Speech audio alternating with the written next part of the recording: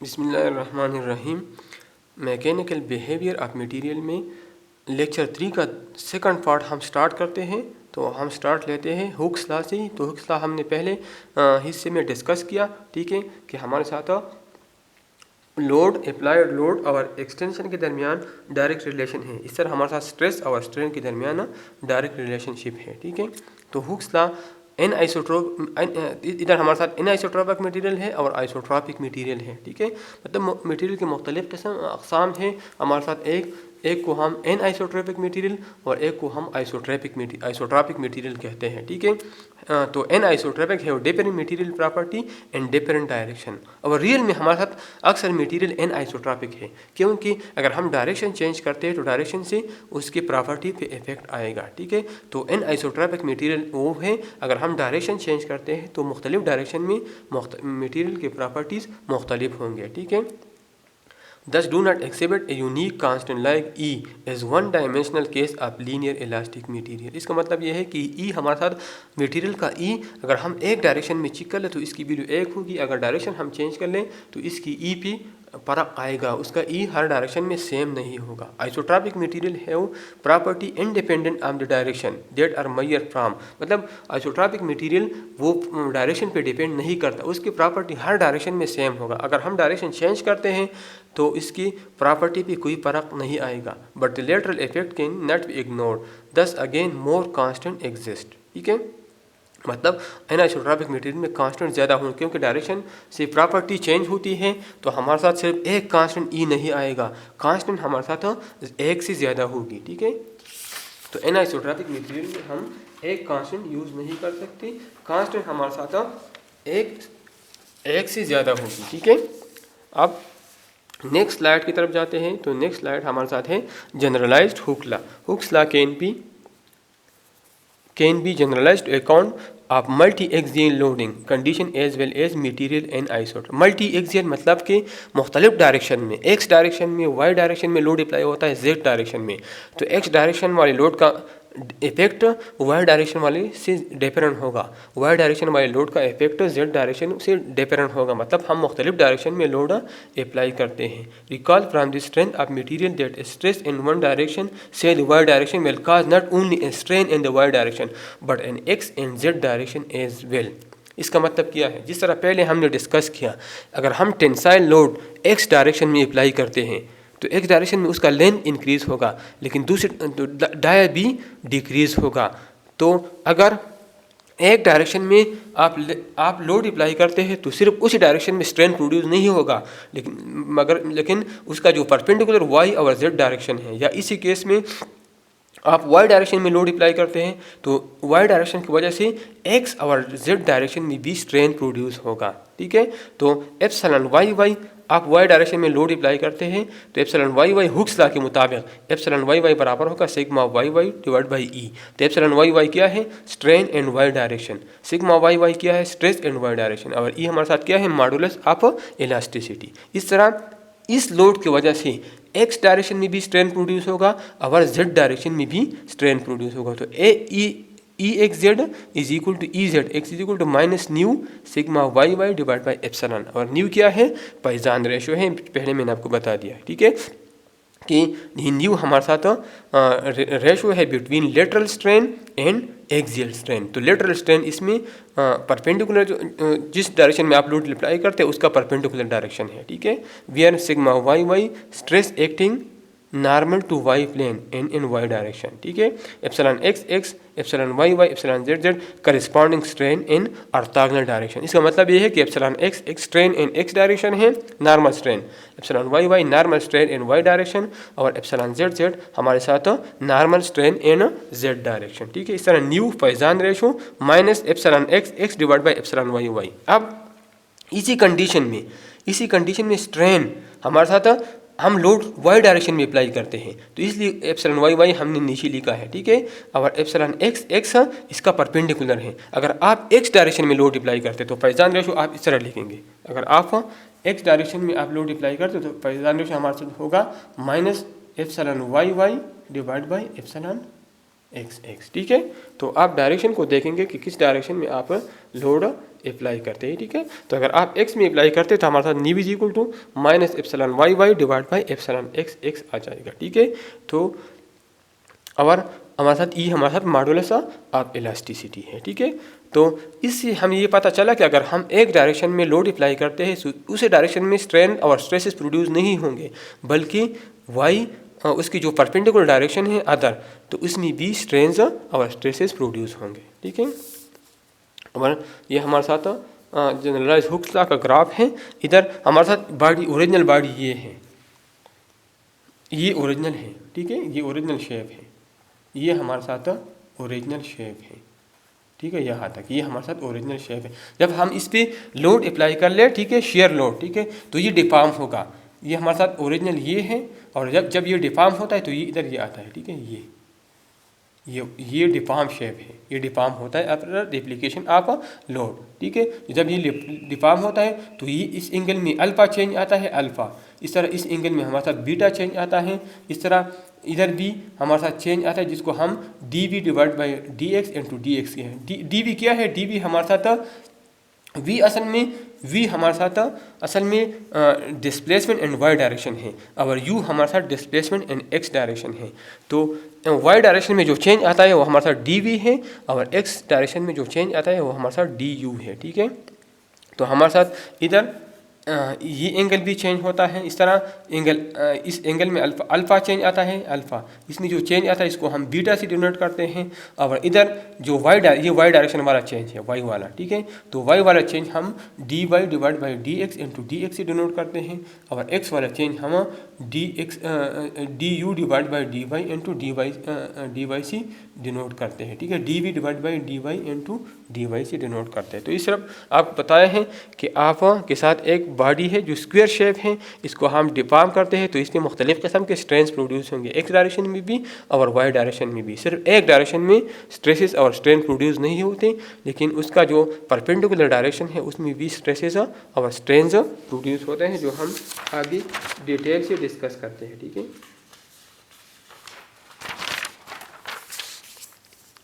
अब इधर इस पहले स्लाइड वाले फिगर से ये कंक्लूजन ली है, ठीक है, कि एप्सिलॉन एक्स एक्स हमारे साथ D you by D X, U मैंने आपको बता दिया कि U displacement and X direction है, वी हमारे साथ डिस्प्लेसमेंट एंड वाई डायरेक्शन। तो स्ट्रेन एंड एक्स डायरेक्शन हमारे साथ आ जाएगा, strain normal strain and X direction. ये epsilon x X actually normal strain and X direction है, ये D you by D X है। इस तरह एप्सिलॉन वाई वाई ये normal strain and Y direction है, ये हमारे साथ आ जाएगा d v divide by d Y.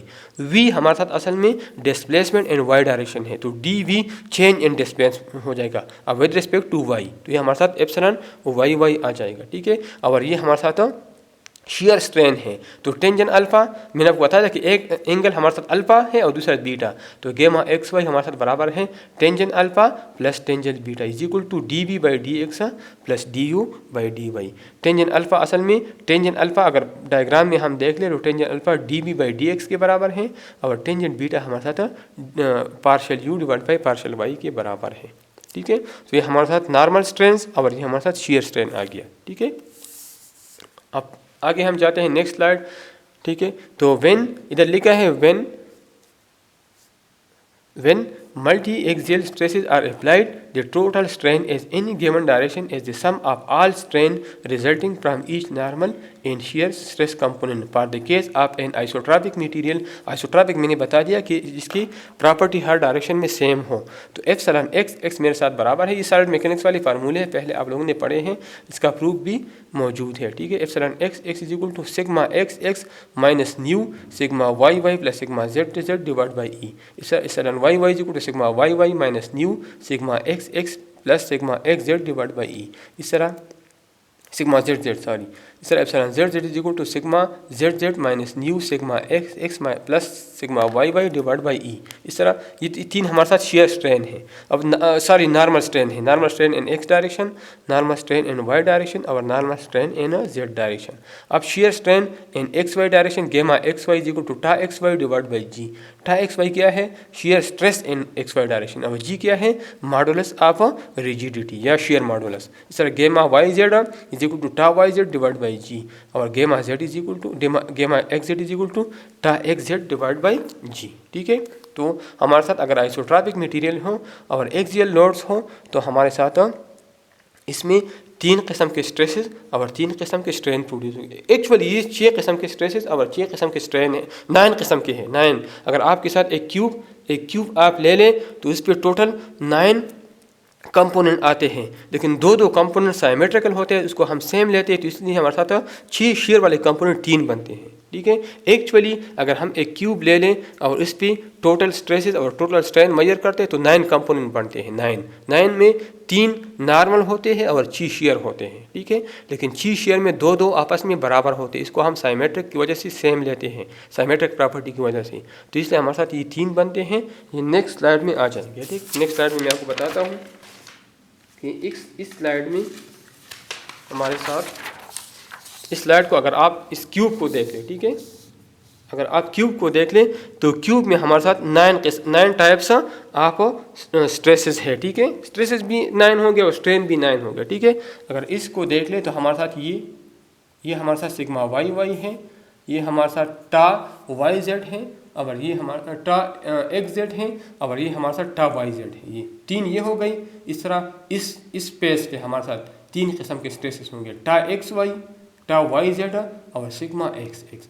तो सिग्मा एक्स एक्स, तो सिग्मा एक्स एक्स नॉर्मल और टा एक्स वाई और टा जेड एक्स हमारे साथ, टा एक्स जेड हमारे साथ शेयर स्ट्रेसेस हो गई। इस तरह इस पेज पे हमारे साथ 3 किस्म के सिग्मा जेड जेड और टा एक्स जेड और टा एक्स वाई, तो हमारे साथ 3 ये हो गए, टोटल 9 कंपोनेंट बन गए। ठीक है, तो इसमें हमारे साथ ये sigma y y, sigma x z z और सिग्मा जेड जेड है। ठीक है, और सिग्मा एक्स एक्स, ये तीनों, ये सिग्मा एक्स एक्स है, ये सिग्मा जेड जेड है और ये सिग्मा वाई वाई, 3 ये हो गई। और इसमें हमारे साथ टा वाई जेड, ये टा वाई जेड और ये टा जेड वाई, ये आपस में बराबर है, तो ये साइमेट्रिक है। टा वाई जेड और टा जेड वाई साइमेट्रिक है, तो इसमें हम 1 लेते हैं। इस तरह टा वाई जेड और टा जेड वाई, इसी में हम 1 लेते हैं। इस तरह टा एक्स वाई और टा वाई एक्स, ये दोनों साइमेट्रिक है, तो इन दोनों से भी हम 1 लेते हैं। मतलब टा एक्स वाई और टा वाई एक्स साइमेट्रिक है, इसमें हम 1 लेते हैं। टा जेड एक्स और टा एक्स जेड ये साइमेट्रिक है, और टा वाई जेड और टा जेड वाई ये साइमेट्रिक है, तो इन चीज़ से हम 3 लेते हैं, तो इसलिए हमारे साथ 6 कंपोनेंट बन गई। ठीक है, तो इस जनरलाइज को हम इस तरह भी लिख सकते हैं। इधर अगर आप लोग देख लें, epsilon x x is equal to S11 sigma x x plus, ये वही हुक्स लॉ है, ये वही हुक्स। ठीक है, ये मैंने ये स्लाइड मैंने एक्सप्लेन नहीं किया, ये वाली। ठीक है, the situation is complicated greatly when the material is anisotropic whereas the elastic constant vary as a function of crystallographic orientation. मतलब कि अगर हम ओरिएंटेशन कर ले और डायरेक्शन चेंज कर ले तो एनिसोट्रोपिक में ये डायरेक्शन पे डिपेंड करते हैं, तो जब डायरेक्शन पे डिपेंड करता है तो ये सिचुएशन कॉम्प्लिकेटेड बन जाता है। Since this is the case for practically all crystalline solid, मतलब प्रैक्टिकली हमारे साथ सारी एनिसोट्रोपिक है, आइसोट्रोपिक नहीं है। ठीक है, it is important to consider the general loading condition we see there are 3 normal and 6 shear stress components. ये मैंने आपको बता दिया कि हमारे साथ 3 नॉर्मल और 6 हमारे साथ स्ट्रेस कंपोनेंट बनते हैं, तो टोटल हमारे साथ 9 होते हैं, और शेयर में 2 साइमेट्रिक है, तो इसलिए हमारे साथ टोटल 6 बनते हैं। ठीक है, तो इसको हम इस तरह भी लिख सकते हैं जनरलाइज हुक्स लॉ में, epsilon x x is equal to S11 sigma x x plus S12 sigma y y plus S13 sigma z z plus S14 tau y Z plus S15 टा जेड एक्स प्लस S16 टा x Y. अब epsilon तो हमें पता है strain है, sigma हमारे पता है स्ट्रेस। अब S1 क्या है, जिस तरह हमने हुक्स लॉ में, जिस तरह हमने हुक्स लॉ में के या ई हमारे साथ कांस्टेंट थी, इस तरह हमारे साथ ई की जगह मुख्तलिफ constant S11 S12 S13 S14 S15 और S16 6 कांस्टेंट इसलिए आ गई कि हमारे साथ हर डायरेक्शन में कांस्टेंट चेंज होते हैं, हर डायरेक्शन में हमारे साथ कांस्टेंट चेंज होते हैं।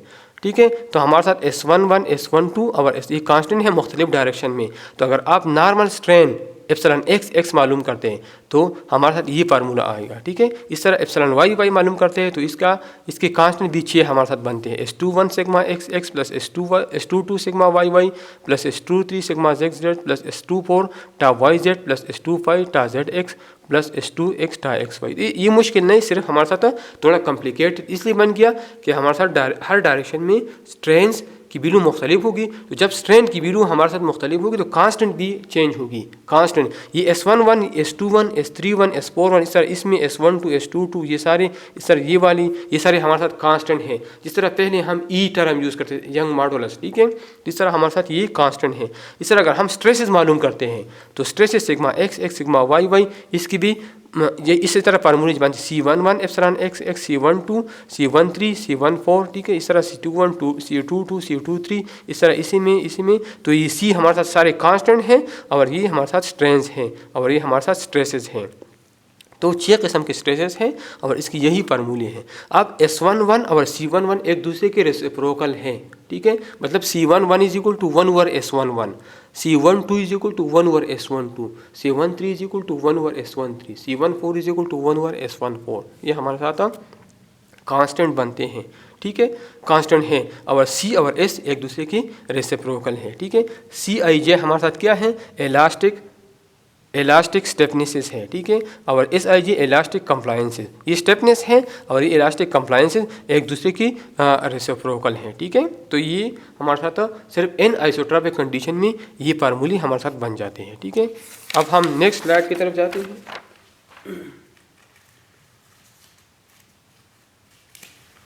तो नेक्स्ट स्लाइड में हम इस कांस्टेंट को डिक्रीज जो कांस्टेंट हमारे साथ सेम बनते हैं उसको हम इग्नोर करते हैं, ठीक है, ज़्यादा, ताकि हमारे साथ सॉल्व करना आसान हो जाए, प्रॉब्लम सॉल्व करना हमारे साथ आसान हो जाए। Generalize Hooke's law, the reversibility of elastic strain lead to the fact that Sij is equal to Sji। Symmetric condition में Sij is equal to Sji का मतलब ये है कि S12 is equal to S21, इस तरह S13 is equal to S31, इस तरह S14 is equal to S41, इस तरह S15 is equal to S51, इस तरह S16 is equal to S61, ठीक है। तो इस तरह हमारे साथ मुख्तलिफ सेम बनते हैं। सेम इस स्लाइड से मैं आपको दिखाता हूँ।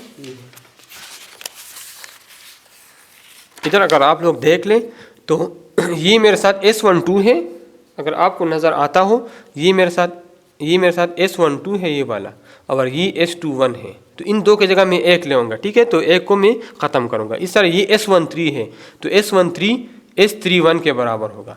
इस तरह ये S14 S41 के बराबर होगा, ठीक है। इस तरह ये S15 S51 के बराबर होगा। इस तरह ये S16 S61 के बराबर होगा। इन दो की जगह हम सिर्फ एक लेंगे, ठीक है।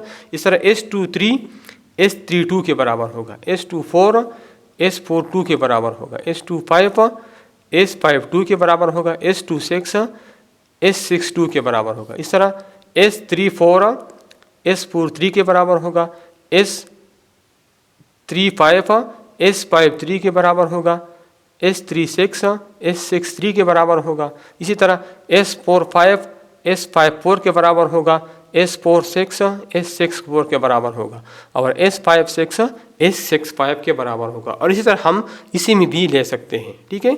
तो हमारे साथ साइमेट्रिक कंडीशन में Sij और Sji बराबर होंगे। Sij is equal to Sji and Cij is equal to Cj, मतलब S में भी और C में भी हम साइमेट्रिक कंडीशन लेते हैं, which reduces the number of independent material from 36 to 21। तो अगर इसको हम डिक्रीज़ कर लें तो हमारे साथ 36 से ये 20 बनते हैं।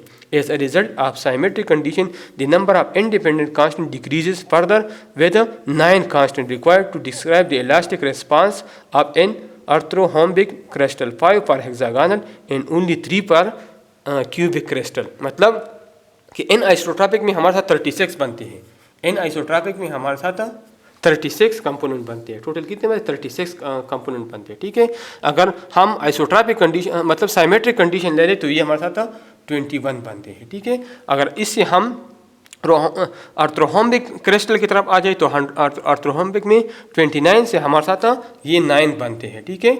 और अगर हम हेक्सागोनल कंडीशन में आ जाए तो हेक्सागोनल में हमारे साथ 5 कांस्टेंट बनते हैं, और हेक्सागोनल से अगर हम क्यूबिक क्रिस्टल में आ जाए तो क्यूबिक क्रिस्टल में हमारे साथ फाइनली 3 बन जाते हैं, ठीक है।